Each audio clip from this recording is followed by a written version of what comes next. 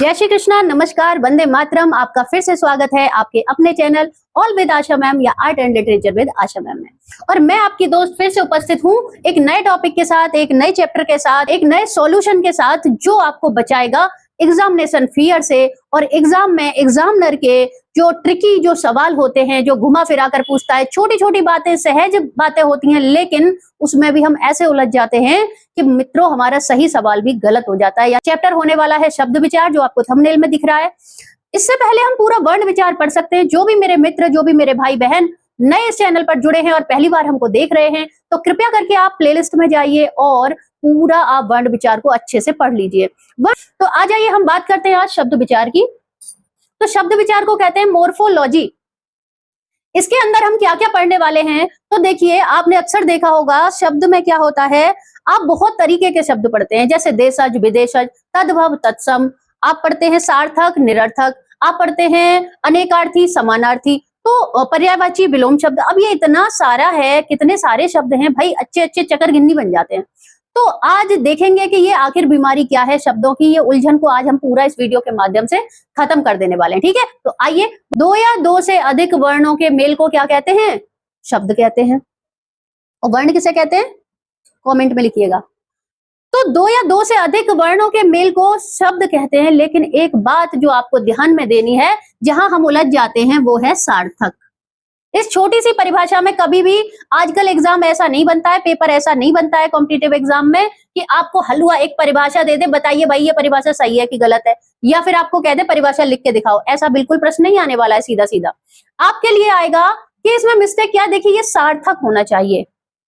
दो या दो से अधिक वर्णों का मेल तो हो, लेकिन कैसे वर्ण होने चाहिए? वो मेल कैसा होना चाहिए? मेल होना चाहिए सार्थक। यानी जो शब्द आप लिखेंगे, जैसे मैंने लिया क, धन अ, धन ल, धन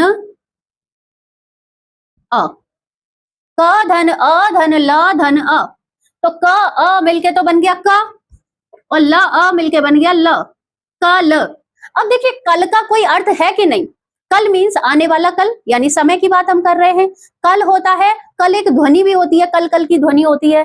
कल मीन्स मशीन भी होती है। कल कल मतलब कलयुग क्यों कहते हैं? कलयुग मतलब मशीनों का युग। तो कल के बहुत सारे अर्थ निकल रहे हैं। ऐसे ही जब हम शब्द की यहाँ बात कर रहे हैं, तो ये सार्थक होना चाहिए, ठीक है। अब मैं लिख दूं लक, लक लिख दिया। अब लक इंग्लिश में तो अर्थ है, लेकिन हिंदी में मुझे तो नहीं लगता लक का कोई अर्थ होता है। लक मीन्स क्या होता है? कुछ भी नहीं होता। जैसे रोटी और फोटी, क्या? रोटी फोटी, रोटी फोटी। कल फल, टूटा बगड़ा। अब टूटे का अर्थ है, पर भाई बगड़े का क्या अर्थ है? रोटी का अर्थ है, पर फोटी का क्या अर्थ है? तो ऐसे जो निरर्थक शब्द होते हैं, उनको हम शब्द नहीं कह सकते, ठीक है ना। शब्द किसको कहेंगे? उसको कहेंगे जिसका कुछ अर्थ निकलता हो। इतनी चीज क्लियर है। अब बात करते हैं कि शब्द होते कितने प्रकार के हैं। अगर बात करें पेपर में कि शब्द के मुख्य रूप से कितने भेद होते हैं, तो आप बताएंगे दो भेद होते हैं, एक सार्थक शब्द, एक निरर्थक शब्द। ये है आपकी परिभाषा के आधार पर।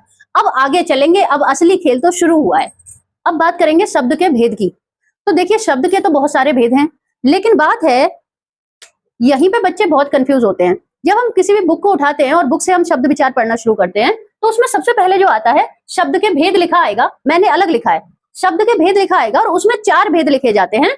स्रोत या व्युत्पत्ति के आधार पर, बनावट या रचना के आधार पर, अर्थ के आधार पर, व्याकरणीय प्रकार के आधार पर। यानी अब बच्चे कंफ्यूज कहाँ होते हैं कि भाई शब्द के भेद तो 4 लिखे हैं, ये रहे भेद। अब फिर जब यही भेद है, तो फिर ये सब क्या है कि नहीं बात? तो अब इस कंफ्यूजन को हम दूर करेंगे कि देखिए, शब्द के भेद नहीं है ये क्या है? शब्द के भेद कितने आधार पर किए जाते हैं, यानी शब्द के बहुत सारे प्रकार हैं, तो उनकी हमने कैटेगरी हमने क्या बनाई है? विद्वानों ने बनाई है व्याकरण में। तो 4 आधारों पर मुख्य रूप से शब्द को बांटा जाता है।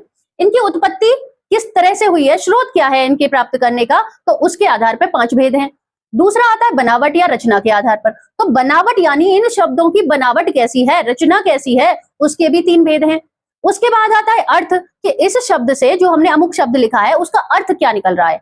यानी एक अर्थी, अनेक अर्थी, तो बहुत सारे प्रकार हैं, तो 3 2 5 ये हो जाते हैं अर्थ के आधार पर। और व्याकरणीय प्रकार, यानी व्याकरण में किस तरह इसका प्रयोग किया जाता है, व्याकरण में कार्य के आधार पर उसके भी हो जाते हैं दो भेद। ठीक है, इतना क्लियर है। तो ये जो है शब्द के भेद नहीं है, ये शब्द के भेद करने का एक आधार है कि किस किस आधार पे हम शब्द के भेद कर सकते हैं। ठीक है, तो शब्द भेद का जो आधार है वो है 4 प्रकार का, उत्पत्ति, बनावट, अर्थ और व्याकरण। ठीक है, अब आगे चलिए, देखिए स्रोत के आधार पर 5 भेद हैं, तत्सम, तद्भव, देशज, विदेशज, संकर शब्द। इनको डीप में हम आगे की वीडियोस में बहुत डिटेल में एक एक को पढ़ेंगे, बिल्कुल अच्छे से समझेंगे, और जब तक आपके दिमाग में नहीं बैठ जाता जब तक समझाएंगे। बनावट यानी रचना, इनकी बनावट कैसी है शब्दों की, उसके आधार पर रूढ़, यौगिक, योग रूढ़ 3 प्रकार हैं।